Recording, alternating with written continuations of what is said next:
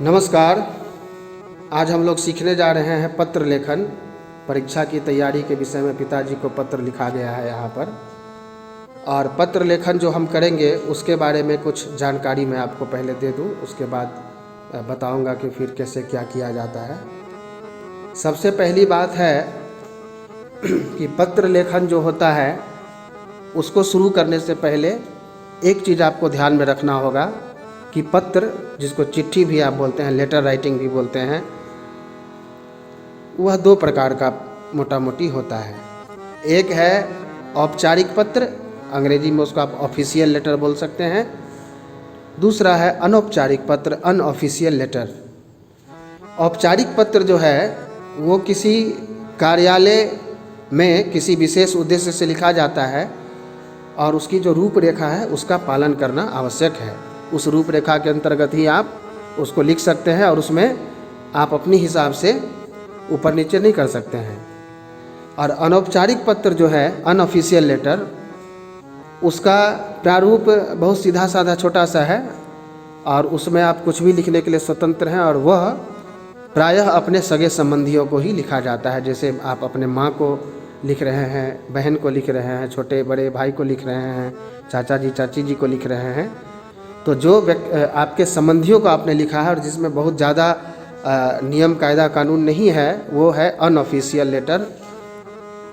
तो अभी मैं इस पत्र की जो बात कर रहा हूँ कि पिताजी को आप पत्र लिख रहे हैं कि परीक्षा की तैयारी आपने कैसे की है, तो ये अनौपचारिक पत्र है। इसमें बहुत ज़्यादा उपचार की आवश्यकता नहीं है, लेकिन फिर भी कुछ उपचार तो हैं ही, उनका ध्यान हमें रखना है। सबसे पहली बात है कि कहाँ से लिखा है आपने, किस तारीख को लिखा है, क्योंकि हो सकता है कि पत्र 1 दिन में पहुँचे या 2 दिन में पहुँचे या 5 दिन भी लग सकता है। तो तारीख देखते ही पता चल जाता है कि ये चिट्ठी कितने दिन पहले लिखी गई थी। तो जगह का नाम आप कहाँ से लिख रहे हैं, पूरा पता लिखने की ज़रूरत नहीं है, लेकिन जैसे उदाहरण के लिए आप नवामुंडी से लिख रहे हैं तो यहाँ नवामुंडी लिखिए। आप अभी दिल्ली में बैठे हुए हैं तो यहाँ दिल्ली लिखिए। आप अभी जगन्नाथपुर में बैठकर लिख रहे हैं तो जगन्नाथपुर लिखिए।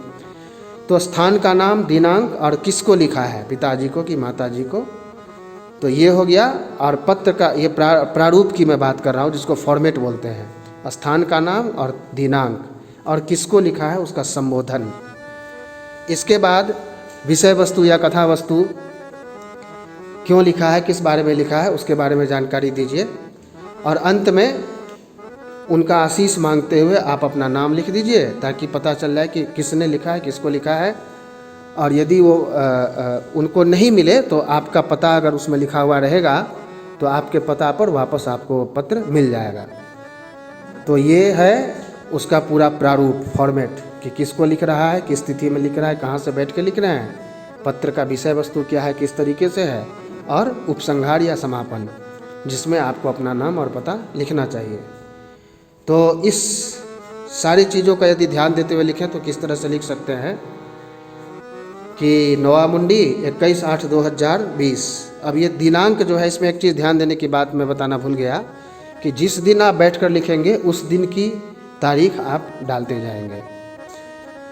तो तारीख को रटने की ज़रूरत नहीं है, दिमाग में इतना आप बैठा लीजिए कि जिस दिन पत्र आप लिखेंगे उसी दिन का तारीख यहाँ डालना चाहिए। पूज्य पिताजी, सादर चरण स्पर्श।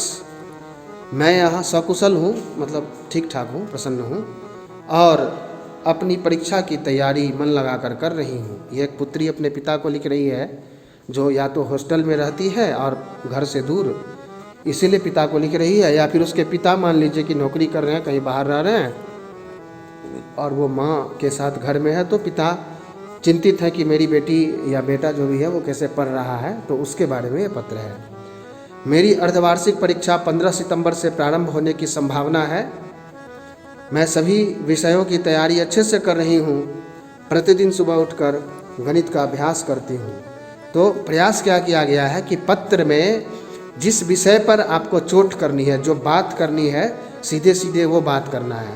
ये नहीं बताना है कि मेरे पड़ोस में जो गाय है उसका सींग निकल गया, फिर ये हो गया, फिर वो घास खा रही थी। विषयांतर उसको होना बोलते हैं। जो बच्चे विषयांतर होकर लिखते हैं उनका पत्र नीरस हो जाता है, अच्छा नहीं लगता है। तो प्रयास आपको ये करना है कि पत्र जो आप लिख रहे हैं उसमें आप चोट करेंगे मुख्य विषय पर। आगे लिखिए कि विज्ञान के सारे चित्र एवं प्रश्नोत्तर भी याद कर लिए हैं। चित्र मतलब डायग्राम कभी कभी आता है ना, तो उसकी चर्चा हो रही है। शिक्षकों के बताए निर्देशों का पालन कर रही हूँ। मुझे पूरा विश्वास है कि इस बार भी मैं ही अपनी कक्षा में प्रथम स्थान प्राप्त करूँगी। बस आपके आशीर्वाद की आवश्यकता है। आपकी प्रिय पुत्री। और यहाँ पे आपको अपना नाम लिख लेना है। यहाँ पे उदाहरण के लिए अनन्या प्रियदर्शी लिखा हुआ है। तो ये तरीका जो है, इस तरीके से आप पत्र लेखन कर सकते हैं। और वो जब इसको वस्तुतः लिखेंगे आप असलियत में, कभी कभी प्रोजेक्ट्स में दिया जाता है कि सचमुच में एक पत्र लिखकर भेजिए, किसी का पता लिखकर, तो वहाँ पे पूरा पूरा पता भेजने वाले का और लिखने वाले का या प्रेषक और जिसको मिलेगा उसको सेवा में करके लिखा जाता है। तो अभी आपको जो प्रारूप है उसका ध्यान रखते हुए जब लिखेंगे तो इस तरीके से लिखना है। ऐसा कुछ ये दिखाई देगा। और इसका लिंक बना करके डिस्क्रिप्शन में डाल दिया गया, वहाँ से इस पत्र को आप प्राप्त कर सकते हैं और इसका विधिवत अभ्यास कर सकते हैं। तो ये तो एक पत्र की बात हो गई। अब चलिए एक दूसरे पत्र की बात करें। 3 पत्र हैं, तो तीनों की चर्चा कर ले थोड़ा थोड़ा। कि विद्यालय में खेलकूद का जो सामान है वो मान लीजिए नहीं है या कम है, तो उसकी ओर ध्यान दिलाना है। प्राचार्य हैं यदि तो, या प्राचार्य महोदय हैं तो प्रारूप मैंने बता दिया। लेकिन एक चीज़ मैं थोड़ा सा यहाँ पे बताना चाहूँगा अलग से आपको। ये बहुत अच्छा उदाहरण देने के लिए मुझे मिल गया है। मैं चर्चा कर रहा हूँ कि मैंने कुछ देर पहले कहा कि पत्र 2 प्रकार के हैं, औपचारिक और अनौपचारिक, ऑफिशियल और अनऑफिशियल। तो ये देखिए, ये संस्था में लिखा गया है, ऑफिस में लिखा गया है स्कूल को, तो ये हो गया औपचारिक। इसका जो प्रारूप है उसका ध्यान देना बहुत ज़्यादा ज़रूरी है। इसका प्रारूप है कि ऊपर में दिनांक और जगह का नाम तो सब में रहता ही है, वो देना ही है। उसके अलावे श्रीमती प्राचार्या महोदया, Tata DAV public school Noamundi, या जो भी आपका स्कूल है। और यदि प्राचार्य हैं, पुरुष हैं वहाँ, तो प्राचार्य महोदय हो जाएगा। और यदि महिला हैं तो प्राचार्या महोदया। विषय है खेलकूद की सामग्री उपलब्ध करवाने हेतु। तो इसमें लिखा गया है कि हमारे विद्यालय में खेलकूद का सामान जो है वो कम है। इतने कम सामान में खेलना संभव नहीं हो पाता है और पर्याप्त सामान के अभाव में हम लोग अच्छे से खेल की घंटी में, पीरियड जिसको बोलते हैं, अच्छे से खेल नहीं पाते हैं, जिस वजह से काफ़ी परेशानी हो रही है। 2-4 बच्चे खेल भी लेते हैं तो बाकी बच्चे को इंतज़ार करना पड़ता है। तो हमें पूरी उम्मीद है कि आप हमारी प्रार्थना को अवश्य स्वीकार करेंगी, आपकी आज्ञाकारी छात्रा। और यहाँ उदाहरण के लिए किसी बच्चे का नाम दिया गया है, जैसे सागरिका दास, कक्षा 6, क्रमांक कुछ भी हो, जो भी आपका क्रमांक हो, और दिनांक आज का। तो ये प्रारूप है, इसका पालन करते हुए इस पत्र को लिखा गया है। और उम्मीद है कि आप समझ गए होंगे कि पत्र किस तरह से लिखा जाता है। और दोनों तरह के पत्रों की चर्चा हमने कर ली। वो था अनौपचारिक, क्योंकि संबंधी को लिखा गया था, पिताजी को लिखा गया था। और ये हो गया आपका औपचारिक, क्योंकि ये जो पत्र है वो आपने संस्था में लिखा है, स्कूल यानी ऑफिस, संस्था। तो ये ऑफिशियल हो गया। इसका जो फॉर्मेट था इसका आपने पालन किया। इस पत्र को भी लिंक बनाकर साथ में डिस्क्रिप्शन में डाल दिया गया है, वहाँ से आप जाकर इसको प्राप्त कर सकते हैं और इसका विस्तृत अध्ययन कर सकते हैं। तो ये पत्र की बात हो रही थी। एक और पत्र की बात हम करेंगे। मान लीजिए वाद विवाद प्रतियोगिता हुआ और उसमें आपको प्रथम स्थान प्राप्त हुआ, या आपके दोस्त को मिला और आप उसको बधाई दे रहे हैं, बधाई पत्र जिसको बोलते हैं, तो किस तरीके से लिखेंगे। तो दोस्त को दे रहे हैं तो अनौपचारिक श्रेणी का ये पत्र हो गया।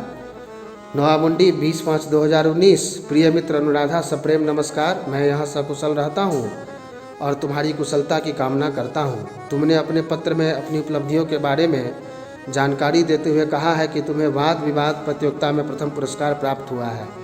तो सीधे विषय वस्तु पर चोट करना है कि किस लिए आप लिख रहे हैं अपने दोस्त को पत्र, और ताकि वो पढ़ेगा तो उसको अच्छे से समझ में आ जाए, कोई भी शंका उसके मन में नहीं रहनी चाहिए। इसीलिए मैं तुम्हें बहुत बहुत बधाई दे रहा हूँ और यह आशा कर रहा हूँ कि तुम हर बार अपने जीवन में सफलता प्राप्त करते रहो। तुम्हारा प्रिय मित्र आलोक पशायत। ये नाम यहाँ आपका होगा। अभी उदाहरण के लिए मैंने इस बच्चे का नाम दे दिया है। और यहाँ पे कक्षा क्रमांक ये सब देने की ज़रूरत नहीं है, क्योंकि ये अनौपचारिक पत्र है। आपका दोस्त आपको जानता है, उसको और किसी भी चीज़ की ज़रूरत नहीं है, आपके नाम से ही वो समझ गया कि ये पत्र किसका है।